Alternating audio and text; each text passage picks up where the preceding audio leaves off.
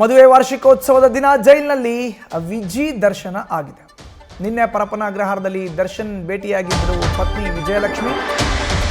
ನಿನ್ನೆ challenging star Darshan ಹಾಗೂ ವಿಜಯಲಕ್ಷ್ಮಿ ಅವರ ವಿವಾಹ ವಾರ್ಷಿಕೋತ್ಸವದ ದಿನ. ಹೀಗಾಗಿ ನಿನ್ನೆ ಪರಪ್ಪನ ಅಗ್ರಹಾರದಲ್ಲಿ ದರ್ಶನ್ನ ಭೇಟಿಯಾಗಿದ್ದರು ಅವರ ಪತ್ನಿ ವಿಜಯಲಕ್ಷ್ಮಿ. ಮಗನನ್ನ ಕಂಡು ಖುಷ್ ಆಗಿದ್ರು ದರ್ಶನ್. ಮೊದಲ ಬಾರಿ ಫ್ಯಾಮಿಲಿ ಜೊತೆ ಜೈಲಲ್ಲಿ ವಿಶೇಷ ಮಾತುಕತೆಯನ್ನು ಮಾಡಿದ್ದಾರೆ. ಪತ್ನಿ ಹಾಗೂ ಮಗನಿಗೆ ಧೈರ್ಯ ಹೇಳಿ ಕಳಿಸಿದ್ದಾರೆ ನಟ ದರ್ಶನ್. ಜೈಲಿನಲ್ಲಿ ಹೆಂಡತಿ ಮಗನ ಜೊತೆ ದರ್ಶನ್ ಮಾತು ಹೇಗಿತ್ತು, ಏನೆಲ್ಲ ಮಾತನ್ನ ಆಡಿದ್ರು, ಅದು ಬಹಳ ಕುತೂಹಲ. ವೆಡ್ಡಿಂಗ್ ಆ್ಯನಿವರ್ಸರಿ ಮೀಟ್ ಮಾಡಿದ್ದಾರೆ, ಮಾತುಕತೆ ಆಡಿದ್ದಾರೆ ಇಬ್ಬರು. ಮದುವೆ ವಾರ್ಷಿಕೋತ್ಸವದ ದಿನ ನಟ ದರ್ಶನ್ ಅವರ ಪತ್ನಿ ವಿಜಯಲಕ್ಷ್ಮಿ ಭೇಟಿಯಾಗಿದ್ದಾರೆ. ಮಗ ವಿನೀಶ್ ಕೂಡ ಇದ್ದರು. ಪರಪ್ಪನ ಅಗ್ರಹಾರ ಜೈಲಿನಲ್ಲಿ ಈಗ ಜೈಲು ಶಿಕ್ಷೆ ಅನುಭವಿಸ್ತಾ ಇರುವಂಥ ನಟ ದರ್ಶನ್ನ ಭೇಟಿಯಾಗಲಿಕ್ಕೆ ಅವರ ಪತ್ನಿ ವಿಜಯಲಕ್ಷ್ಮಿ ಅವರು ಆಗಮಿಸಿದ್ರು. ಮಾತುಕತೆ ಆಡಿದ್ದಾರೆ, ವಿಶೇಷ ಮಾತುಕತೆ. ಗಂಡ ಹೆಂಡತಿ ಮಗ 3 ಜನ ಇದ್ದರು, ಮಾತುಕತೆಯನ್ನು ಆಡಿದ್ದಾರೆ.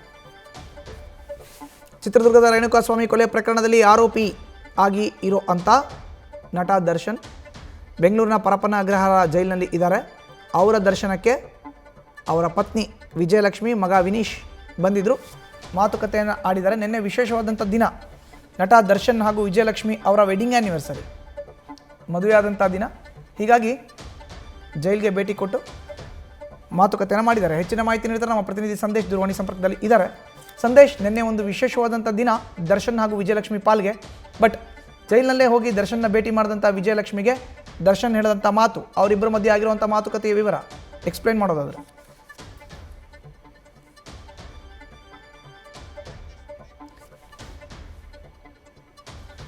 ಸಂದೇಶ್, ನನ್ನ ಧ್ವನಿ ಕೇಳಿಸ್ತಾ ಇದ್ರೆ, ನಿನ್ನೆ ದರ್ಶನ್ ಅವರ ಜೀವನದ ಒಂದು ಮಹತ್ವದ ದಿನ, ಅವರ ವೆಡ್ಡಿಂಗ್ ಆ್ಯನಿವರ್ಸರಿ. ಅವರ ಪತ್ನಿ ವಿಜಯಲಕ್ಷ್ಮಿ ಅವರು ಕೂಡ ಜೈಲಿಗೆ ಭೇಟಿ ನೀಡಿ ಮಾತುಕತೆಯನ್ನು ಮಾಡಿದ್ದಾರೆ ಅಂತ. ಹೇಗಾಯ್ತಂತೆ ಮಾತುಕತೆ, ಏನು ಸಿಗ್ತಾ ಇದೆ ವಿವರ?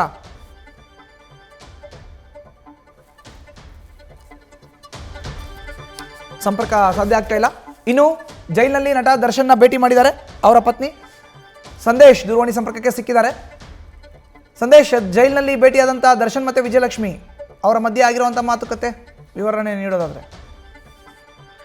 ಮಧುಸೂದನ್, ಇಲ್ಲಿ ದರ್ಶನ್ ಅವ್ರಿಗೆ ಹೆಂಡತಿ ಮಕ್ಕಳನ್ನ ಭೇಟಿ ಆಗೋದಕ್ಕೆ ಈಗ ಸದ್ಯ ಕಾರಾಗೃಹ ಇಲಾಖೆ ಏನು ಅವಕಾಶವನ್ನ ಮಾಡಿಕೊಟ್ಟಿತ್ತು.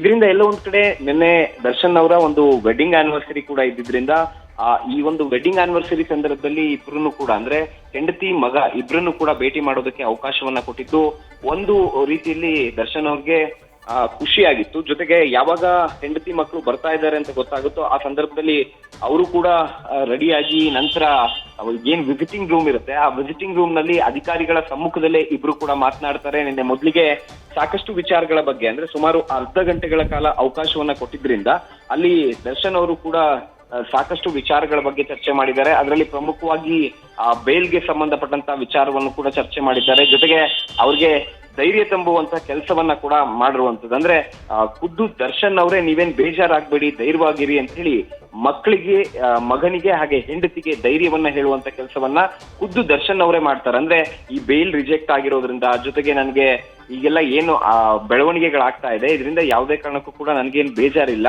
ನಾನು ಒಳಗಡೆ ಆರಾಮಾಗಿದ್ದೇನೆ, ಜೊತೆಗೆ ನೀವು ಕೂಡ ಆರಾಮಾಗಿರಿ ಅನ್ನೋ ಒಂದು ಮಾತನ್ನ ಹೆಂಡತಿ ಹಾಗೆ ಮಕ್ಕಳಿಗೆ ಮಗ ಇಬ್ರಿಗೂ ಕೂಡ ಹೇಳ್ತಾರೆ. ಅದಾದ ನಂತರ ವಿಶೇಷ ಸಂದರ್ಶನಕ್ಕೆ ಏನು ಅವಕಾಶವನ್ನ ಕೊಟ್ಟಿರ್ತಾರೆ.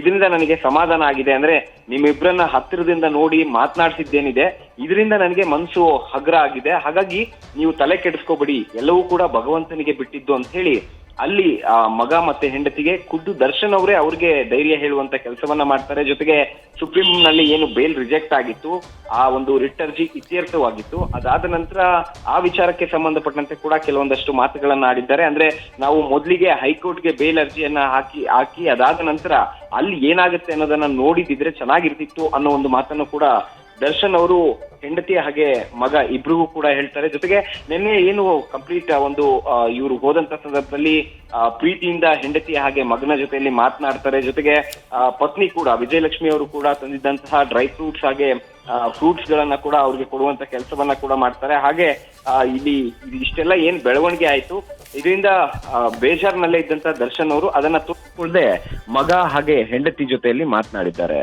ಮಧುಸೂದನ್. ಧನ್ಯವಾದ ಸಂದೇಶ್ ನಿಮ್ಮ ಮಾಹಿತಿಗೆ. ನ್ಯೂಸ್ ಫಸ್ಟ್ ನಿರ್ಭೀತಿಯಿಂದ ನಿಮ್ಮ ಪರವಾಗಿ.